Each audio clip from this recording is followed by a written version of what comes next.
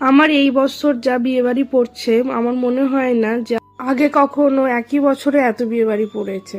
তো আজকেও ছিল একটা বিয়েবাড়ি, আর আমি আর তোতা আগেই পৌঁছে গিয়েছিলাম। আর সামনের গেটটা দেখো খুব সুন্দরভাবে ডেকোরেট করেছিল। আর স্টার্টারে ছিল তো ড্রাই চিলি চিকেন, সেটাই একটু খেলাম। তারপরে খেলাম ফুচকা। এরই মধ্যে দেখো কন্যা যাত্রীও চলে এসেছে সবাই। আর এই বিয়ে বাড়িটা ছিল বড়মার বোনপোর বিয়ে, মানে হচ্ছে আমার বড় শাশুড়ি মার বোনপোর বিয়ে হচ্ছে এটা। আর ঘরটাও বেশ সুন্দরভাবে সাজিয়েছিল। এখানে দেখো নবদম্পতি দাঁড়িয়ে আছে। কিছুক্ষণ পরে আমরা খেতেও চলে গিয়েছিলাম।